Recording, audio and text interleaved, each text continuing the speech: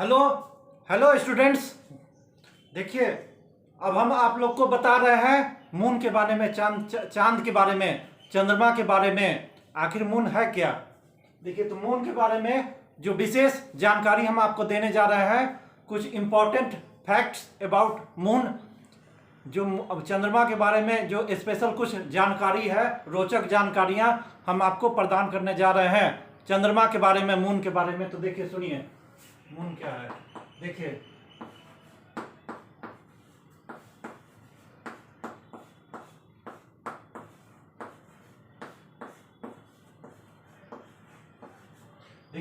लगभग 4.5 अरब साल पहले, 4.5 बिलियन ईयर्स पहले लगभग पृथ्वी का निर्माण हुआ। धरती का निर्माण, पृथ्वी जो है ग्रह है, उसका निर्माण लगभग 4.5 अरब साल पहले हुआ। तो उस समय पृथ्वी पर कोई चांद नहीं था।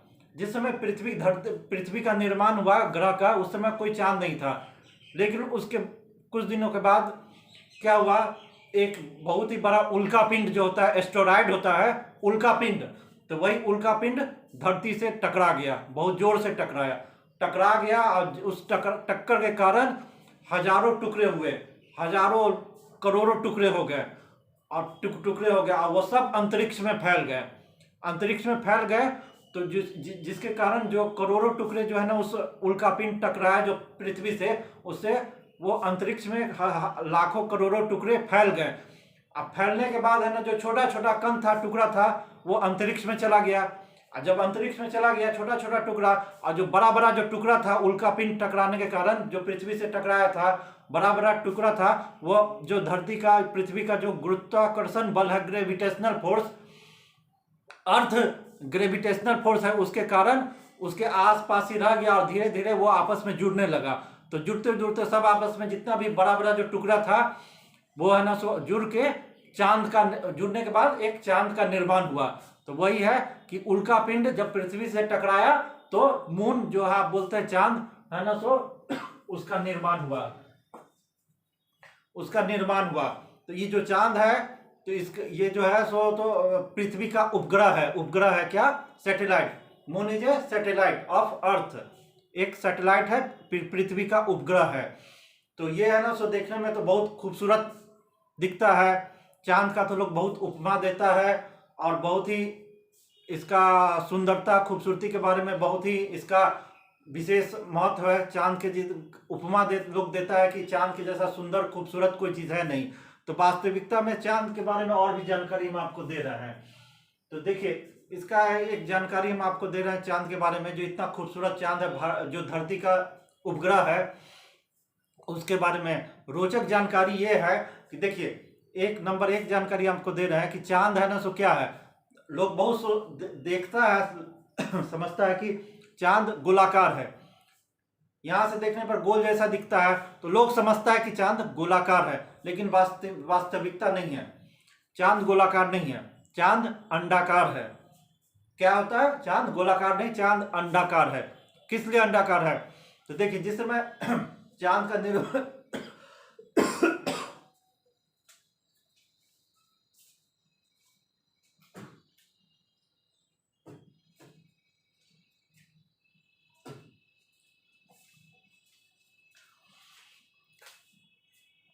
तो देखिए, जिस समय चांद का जब निर्माण हुआ तो उस समय गोलाकार था। लेकिन है ना, सो ये जो पृथ्वी का जो धीरे धीरे क्या हुआ, पृथ्वी का जो ग्रेविटेशनल फोर्स के कारण चांद का है ना, सो जो शेप है वो धीरे धीरे जो धरती का जो गुरुत्वाकर्षण बल है, ग्रेविटेशनल फोर्स है, उसके कारण धीरे धीरे ये अंडाकार कालांतर में हो गया। तो ये चांद क्या है, अंडाकार है। ठीक है, अब उसके बारे में और भी विशेष जानकारी हम दे रहे हैं। दूसरा जानकारी ये है कि अभी तक 12 लोग चांद पर गया है। चांद पर कितना लोग गया है? अभी तक मात्र 12 लोग गया है। उसमें सबसे पहला है नील आर्मस्ट्रॉन्ग, 1900 अमेरिका के थे अंतरिक्ष यात्री नील आर्मस्ट्रॉन्ग सबसे पहले चांद पर उतरे थे। तो ये है नील आर्मस्ट्रॉन्ग, पहला आदमी। और उसके बाद 1972 में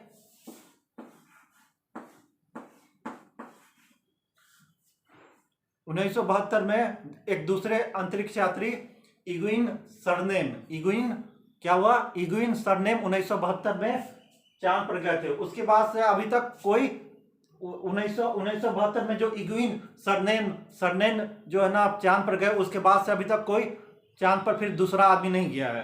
तो कितना, लगभग 50 साल हो गया।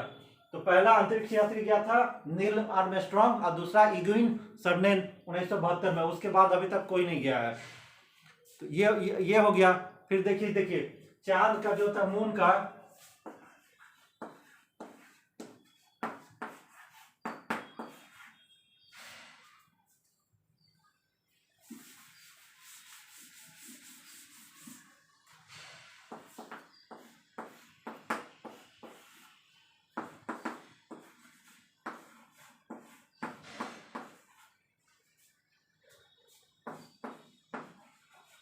देखिए मून जो चांद होता है, चांद है उसका एवरेज डायमीटर कितना हुआ चांद का, मून का एवरेज डायमीटर होगा वो है 3475 किलोमीटर। तो मून का एवरेज डायमीटर हुआ 3475 किलोमीटर एवरेज डायमीटर है, जिसके कारण ये एक सैटेलाइट है।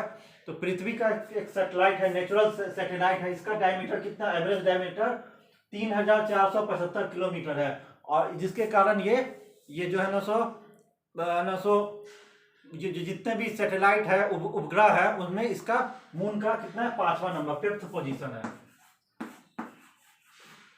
मून है ना, इसका जितने भी सैटेलाइट उपग्रह है, ग्रह के जो सैटेलाइट है उसमें इसका 5वां नंबर है। और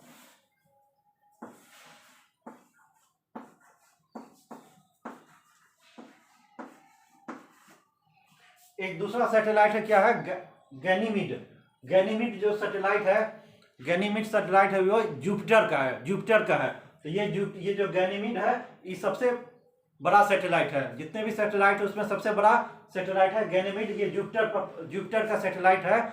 और ये 5वां नंबर पर आता है मून, चांद है, ये 5वें नंबर का सैटेलाइट है।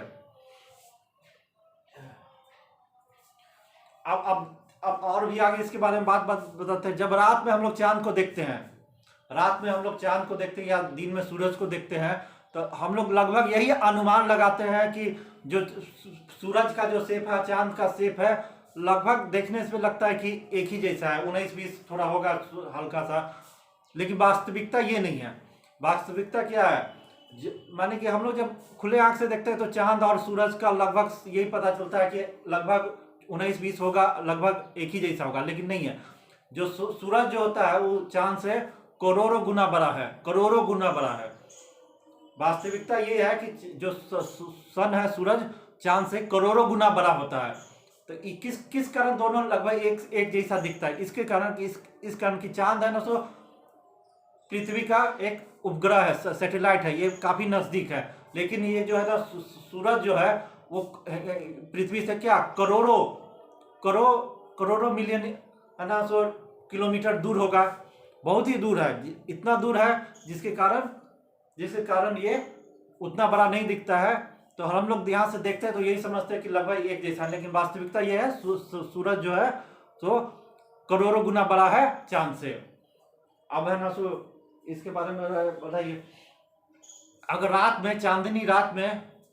चांदनी रात जब होता है तो हम लोग है ना सो जब देखते हैं रोशनी जो है ना सो, चांद के पास कोई अपना तो रोशनी होता नहीं है, तो क्या होता है, रिफ्लेक्ट करता है सन का, जो सूरज का रोशनी उसी को रिफ्लेक्ट करके पृथ्वी पर भेजता है, जो हमको उस चांद है ना इतना सुंदर दिखता है।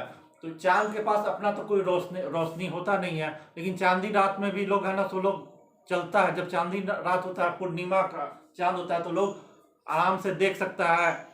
तो इसमें होता है अगर मान लीजिए कि एक चांद है, अगर वैसा ही अगर 3 लाख चांद अगर मान लीजिए हो जाए, अगर 3 लाख चांद हो जाए पृथ्वी के पास, तो जो दिन में जितना सूर्य का रोशनी 12 बजे दिन में जैसा दिखता है, सूर्य जितना प्रकाश हम लोग को मिलता है, वैसा ही रात में भी मिलेगा।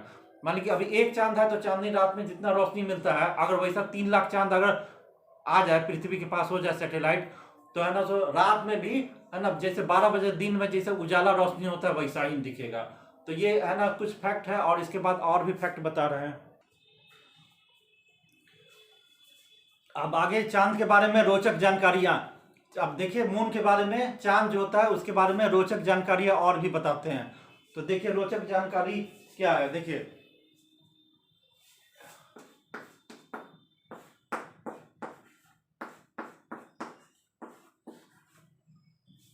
वैज्ञानिक लोग जो होता है, साइंटिस्ट लोग पाया है कि चांद जो है ना सो चांद है ना सो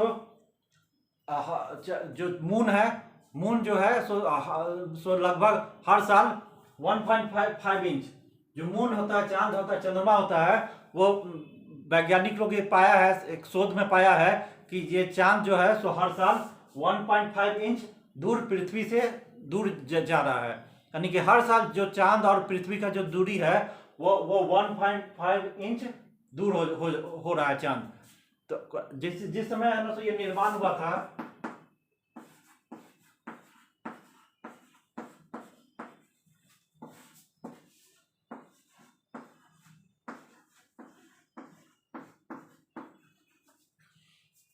तो ये क्या होता है कि जो वैज्ञानिक लोग जो पाए हैं कि चांद और पृथ्वी का दूरी, चांद जो है सो पृथ्वी से 1.5 इंच दूर हर साल चला जा रहा है, दूर हो रहा है। जिस समय चांद का जब निर्माण हुआ था, जब जिस समय चांद का जो निर्माण हुआ था, तो ये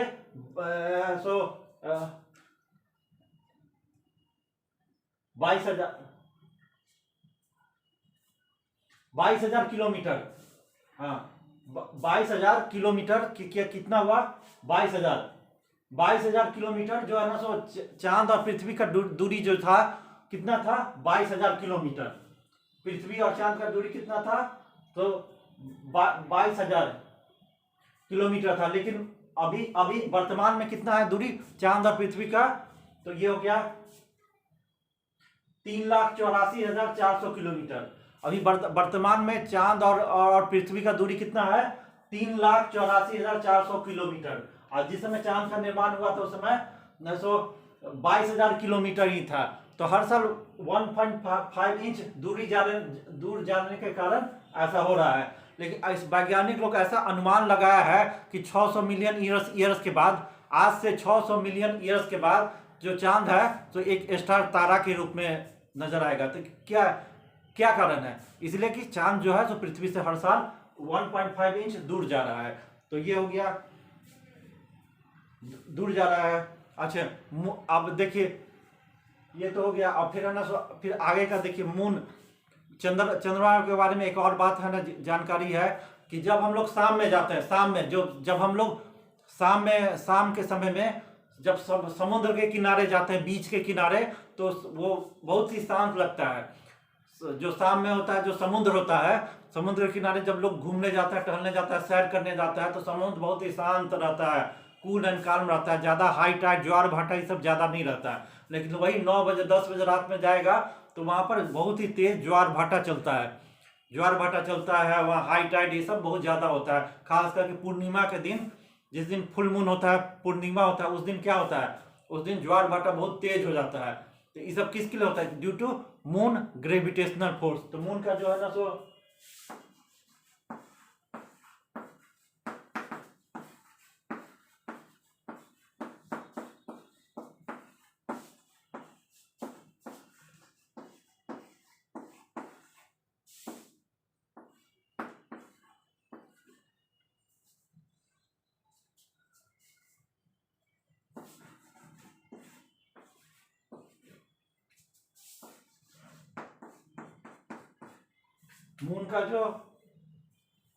मून का जो ग्रेविटेशनल फोर्स है कितना होता है, gravitational force of moon 1.62 metre पर सेकेंड स्क्वायर। तो ये इतना मीटर पर सेकेंड स्क्वायर होता है ग्रेविटेशनल फोर्स ऑफ मून। तो ये कितना, ये होता है। तो जो चांद का जो ग्रेविटेशनल फोर्स है गुरुत्वाकर्षण बल होता है, जिसके कारण समुद्र में रात में जिसमें चांद का रोशनी होता है, फुल मून होता है, उस समय बहुत ही ज्वार भाटा होता है, हाई टाइड होता है। तो देखिए चांद का जो ग्रेविटेशनल फोर्स होता है वो ये है 1.62 मीटर पर सेकेंड स्क्वायर। ये इतना ज़्यादा भी नहीं है कि पृथ्वी से कोई सॉलिड चीज़ को अपने ऊपर आकर्षित कर ले, लेकिन ये जो पानी होता है, समुद्र का पानी ये सब होता है, नदी का, उसको थोड़ा उछाल ले आता है, उसमें ज़्यादा तेज ज्वार भाटा होता है। तो इसीलिए जिस दिन पूर्णिमा होगा तो उस दिन समुद्र में बहुत ज्यादा तेज ज्वार भाटा चलता है। इसीलिए ये किस कारण होता है, ये होता है ग्रेविटेशनल फोर्स ऑफ मून। तो ग्रेविटेशनल फोर्स ऑफ मून के कारण ये सब चीज होता है। अब आगे आइए, चांद के बारे में एक और विशेष जानकारी ये है कि चांद पर जो है ना सो रात में जो टेम्परेचर होता है वो -173 डिग्री सेल्सियस, चांद पर जो होता है ये जो टेम्परेचर होता है रात में क्या हो जाता है -173 डिग्री सेल्सियस, और दिन में कितना होता है, दिन में +127 डिग्री सेल्सियस। दिन में जो है होता है चंद्रमा पर जो है ना सो जो दिन का टेम्परेचर होता है तो 127 डिग्री सेल्सियस होता है। तो सोचिए इस टेम्परेचर में आदमी रह सकता नहीं होता, 100 डिग्री पर तो वाटर बॉयल हो जाता है। तो दिन में इतना टेम्परेचर हो जाता है और रात में इतना माइनस, तो यहाँ पर लाइफ सर्वाइव नहीं कर सकता है। तो ये हो गया। अब देखिए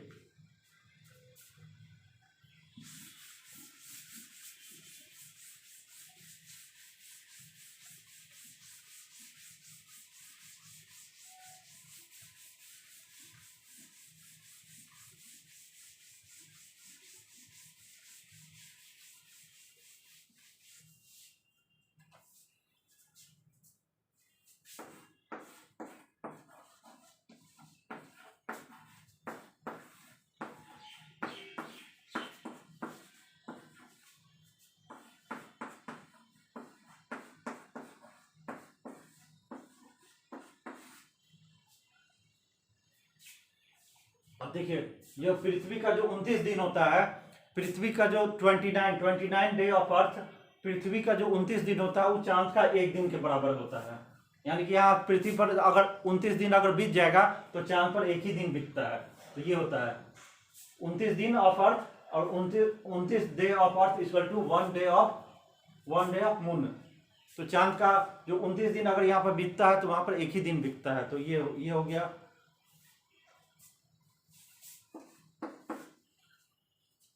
अब इसके बाद और भी एक रोचक तथ्य ये है कि है ना सो जब हम लोग पृथ्वी पर है ना सो चांद पर देखते हैं, अंतरिक्ष में देखते हैं, तो अर्थ जो हमारा पृथ्वी ग्रह है वो कितना कैसा दिखता है, ब्लू।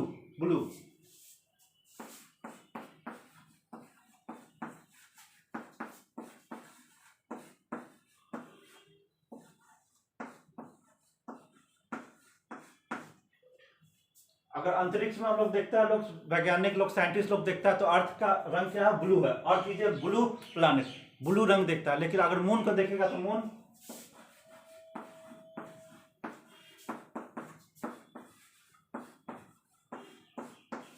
मून को जब देखता है वहां से तो वो ब्लैक दिखता है, ब्लैक।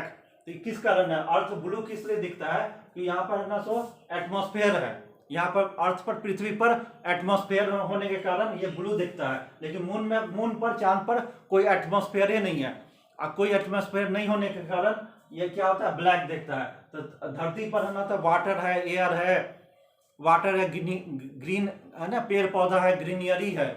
तो ये अर्थ धरती पर है ना सो वाटर है, एयर है, ग्रीनियरी है, हरा है, तो इसीलिए ये ब्लू दिखता है। लेकिन यहाँ पर कोई एटमॉस्फेयर नहीं है, इसके कारण ये ब्लैक दिखता है।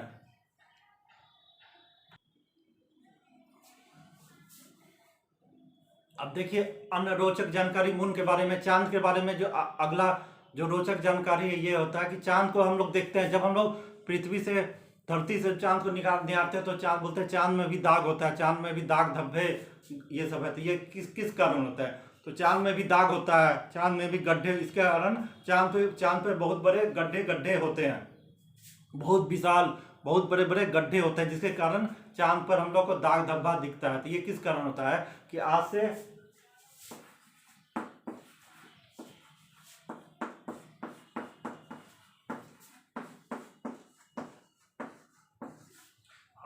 3.8 मिलियन ईयर्स पहले चांद से बहुत बड़ा उल्कापिंड टकराया था। उल्कापिंड जो एस्टेरॉयड होता है वो चांद से टकराया।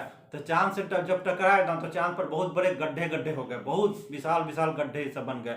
इसलिए चांद पर उसके धूल ये सब हो गया, जिसके कारण चांद पर जो है ना सो गड्ढे दिखाते हैं। उल्कापिंड टकराने के कारण चांद पर लाखों गड्ढे हो गए बड़े बड़े, जिसके कारण वो यहाँ से पृथ्वी पर देखने पर वो दाग धब्बे टाइप का दिखता है। तो ये किस कारण हुआ? उल्का पिंड टकराने के कारण, एस्टेरॉयड टकराने के कारण।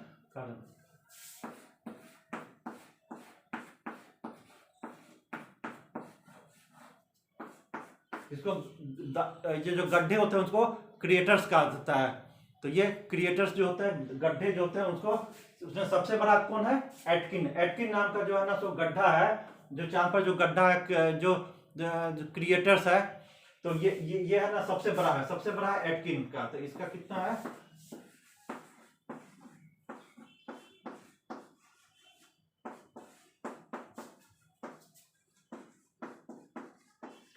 जो चांद पर जो सबसे बड़ा गड्ढा है एटकिन, उसका नाम है एटकिन। इसका है ना डायमीटर कितना है? इस गड्ढा का डायमीटर है 2000 किलोमीटर।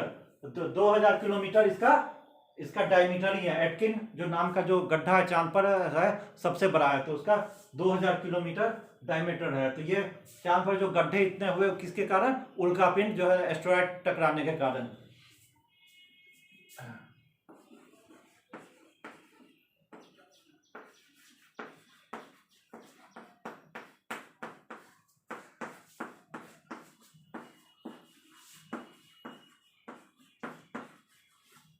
अब देखिए दूसरा जानकारी चांद के बारे में जो हम दे रहे हैं, तो चांद जो है मून ग्रेविटी, जो चांद का जो गुरुत्वाकर्षण बल होता है, मून ग्रेविटी होता है, वो 1/6 ऑफ अर्थ।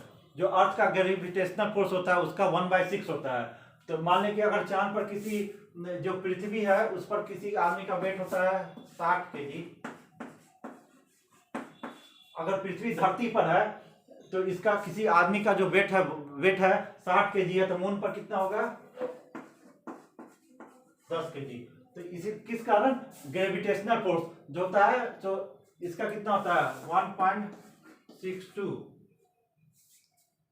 1.62 मीटर पर सेकेंड स्क्वायर होता है। इसका 9.8 होता है अर्थ का। तो ये 1/6 है। तो इसके कारण पृथ्वी पर किसी आदमी का वेट अगर 60 किलो है, तो वहां पर चांद पर ये 10 kg का हो जाएगा।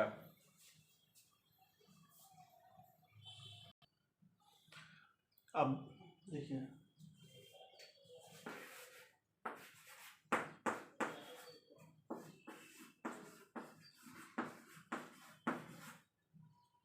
देखिए, ये है जो अर्थ।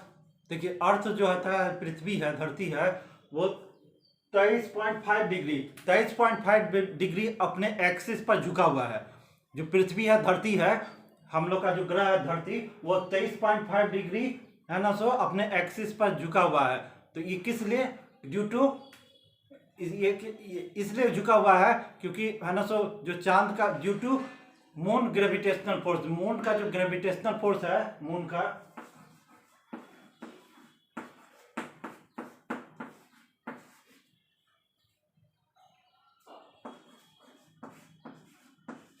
ये जो मून का जो ग्रेविटेशनल फोर्स है 1.62 मीटर पर सेकेंड स्क्वायर, इसके कारण जो है ना सो पृथ्वी है ना, तो क्या है 23.5 डिग्री अपने एक्सिस पर झुका हुआ है, जिसके कारण, और इसी के कारण पृथ्वी है ना स्थिर रहता है और अपना संतुलन बनाए रखता है। देखिए क्या, तो ड्यू टू मून, चांद के ग्रेविटेशनल फोर्स है 1.62 मीटर पर सेकेंड स्क्वायर, इसके कारण जो है ना सो जो पृथ्वी है सो 23.5 डिग्री अपने एक्सिस पर झुका हुआ है, और इसके कारण पृथ्वी अपना संतुलन बनाए रखता है और स्थिर रहता है। इसी के कारण पृथ्वी पर है ना सो कभी ठंडा का मौसम आ जाता है, कभी गर्मी का, कभी बरसात का, यानी कि एक संतुलन रहता है। न ज़्यादा हाई टेम्परेचर है पृथ्वी पर, न ज़्यादा लो टेम्परेचर है। आदमी यहाँ पर आराम से सर्वाइव करता है। मौसम में चेंज होता है, बदलाव होता है, और अच्छा होता है, आनंददायक होता है। कभी ठंडा हुआ, कभी गर्मी हुआ, कभी बरसात हुआ। अगर है ना सो मून का, अगर चांद का जो ग्रेविटेशनल फोर्स है 1.62 मीटर पर सेकेंड स्क्वायर अगर नहीं होता, तो ये है ना सो पृथ्वी है ना सो 23.5 डिग्री अपने एक्सिस पर नहीं झुका रहता। ये कभी 23 डिग्री रहता, कभी 40, कभी 85, कभी 90, यानी कि इसका एक्सिस जो झुका हुआ है वो अलग अलग हरदम रहता, और जिसके कारण है ना तो पृथ्वी पर जो टेम्परेचर एक जैसा समान नहीं रहता। कभी बहुत हाई हो जाता, 150-200 डिग्री सेल्सियस हाई टेम्परेचर, कभी माइनस में चला जाता, और यहाँ पर सर्वाइव करना बहुत ही मुश्किल होता। तो ये जो है ना सब ड्यू टू मून, चांद का जो ग्रेविटेशनल फोर्स है, इसके कारण पृथ्वी अस्थिर रहता है, अपना संतुलन बनाए रखता है और हर हमेशा अपने एक्सिस पर 23.5 डिग्री झुका रहता है। तो ये इसके पास रोचक जानकारी हो गया। फिर हमारे जो वैज्ञानिक है इसरो के वैज्ञानिक, ये सबको ही दुनिया में बोल दिया कि चांद पर पानी नहीं है, वाटर नहीं है। तो ठीक है, वाटर नहीं है, लेकिन जो हम लोग के भारत का देश का वैज्ञानिक है जो है ना सो, ये लोग इसरो का वैज्ञानिक ये सब खोज किया।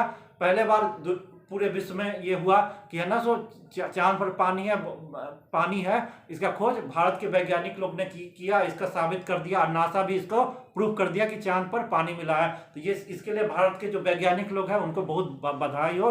अब नासा भी इसको मान्यता दिया है और नासा इसके बाद है ना सो वहाँ पर वाईफाई का भी सुविधा चांद पर करवा लिया है। आज का जो मॉडर्न डे में वाईफाई सुविधा होता है वो चांद पर भी अवेलेबल हो गया है। अब इसके बारे में और भी बता रहे हैं।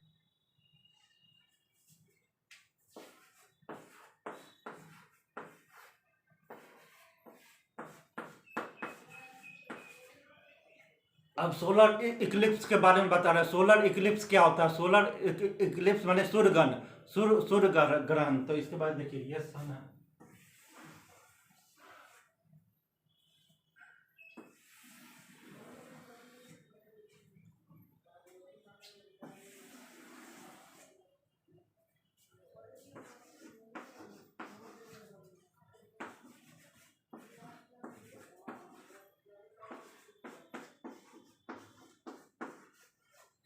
देखिए अब ये है सन है, सूरज, मान लीजिए सन है, सूरज है, ये मून है, चंद्रमा है, और ये धरती है, पृथ्वी है। तो देखिए क्या होता है, जिस पृथ्वी एक ग्रह है तो वो है ना सो सूर्य का चक्कर काटता है और अपने एक्सिस पर भी घूमता है, जिससे दिन रात मौसम में बदलाव ये सब होता है, ठंडा गर्मी ये सब होता है। तो ये हुआ। अच्छा, मून है ना, किसका मून है ना, मून भी पृथ्वी का चक्कर लगाता है। तो ये आप जान रहे हैं सैटेलाइट है, उपग्रह है। तो ये चंद्रमा भी पृथ्वी का चक्कर लगाता है। तो देखिए ये जो चक्कर लगा रहा है, धरती जो है ना तो सूरज का चक्कर लगा रहा है, और सूरज तो स्थिर है, स्टार है, सूरज तो स्थिर है। तो ये क्या हुआ कि ये जो पृथ्वी है तो सूरज का चक्कर लगाता है, और चांद है ना तो पृथ्वी का चक्कर लगाता है। तो इसी क्रम में करते करते कभी होता है, एक ऐसा समय आता है, ये जो चांद है, चंद्रमा है, ये सूरज और पृथ्वी के एकदम बीच में आ जाता है। देखिए ये जो चांद है, मून है, ये सूरज और पृथ्वी के एकदम बीच में आ जाता है और सूरज को पूरा ढक देता है। ढक देने के बाद हम लोगों को सन नहीं दिखाई देता है। तो इसी को सोलर इक्लिप्स, सूर्य ग्रहण कहते हैं। तो देखिए क्या, जब है ना सो चांद है ना सो पृथ्वी का ये घूमते घूमते जब बीच में आ जाए, सूरज और पृथ्वी के बीच में आ जाए और उसको पूरा ढक दे, तो पूरा अंधेरा हो जाता है, और उसी को सोलर इक्लिप्स, सूर्य ग्रहण कहते हैं। तो ये देख लीजिए आगे।